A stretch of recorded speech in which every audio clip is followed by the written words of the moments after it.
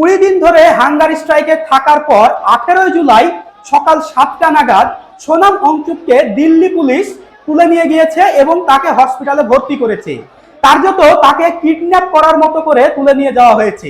Just একবার ভাবুন, একটা মানুষ দীর্ঘ 20 দিন ধরে হাঙ্গার স্ট্রাইক করছে, তার দাবি একটাই যে যে সমস্ত স্টুডেন্টগুলো লিড পেপার লিকের কারণে আত্মহত্যা করেছে এবং যে এডুকেশন মিনিস্টারের কারণে এটি হয়েছে তার পদত্যাগ দাবি করে তিনি দীর্ঘ 20 দিন ধরে হাঙ্গার স্ট্রাইক করছেন এবং শেষ পর্যন্ত আদালতের দোহাই দিয়ে কিডন্যাপিং করার মতো করে কিন্তু তুলে নিয়ে গিয়েছে এবং হসপিটালে ভর্তি করেছে। এবং খবর পাওয়া যাচ্ছে যে তার পরিবারের লোকজন কেউ নাকি তার সঙ্গে দেখা করতে দিচ্ছে না।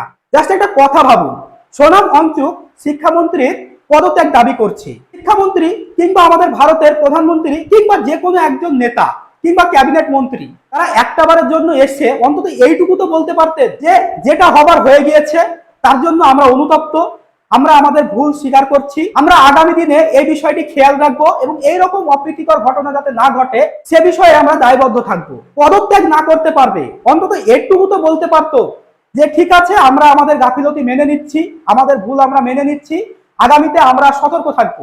সরকার চাইলেই কিন্তু সোনাম অংচুকের সঙ্গে দেখা করে বিষয়টি মিটিয়ে নিতে পারতো, কারণ আমরা বিগত সরকারের কাছেও দেখেছি যে এই ধরনের ঘটনায় অন্তত পক্ষে সরকার দায়বদ্ধ ছিল এবং অন্তত তাদের সঙ্গে কথা বলতো। বর্তমান সরকার এতটাই গাম্ভীর্যে ভরপুর, এতটাই তারা ইগো নিয়ে চলছে যে তারা এইটুকু করারও প্রয়োজন মনে করছে না। তারা এইটুকু মনে করছে না যে তাদের একটা দায়বদ্ধতা রয়েছে, তারা যে সাধারণ জনগণের কাছে দায়বদ্ধ এই বিষয়টুকু নিয়েও তারা ভাবছে না। তো বন্ধুরা, আপনাদের কি মনে হয় যে এই জায়গায় দাঁড়িয়ে কে ঠিক এবং কে ভুল? সোনাম অংচুক কি ঠিক, নাকি আমাদের বর্তমান সরকার যারা তারা ঠিক? অবশ্যই আপনার মূল্যবান মন্তব্যটি কমেন্টে লিখে জানাবেন আর ভিডিওটিকে প্রচুর পরিমাণে শেয়ার করে দিবেন, যাতে সাধারণ মানুষের মনেও একটু হলেও এই প্রশ্নগুলো আসে এবং তারাও বুঝতে পারে যে হ্যাঁ, সরকার চাইলেই কিন্তু সোনাম অংচুকের সঙ্গে দেখা করে বিষয়টি মিটিয়ে নিতে পারতো।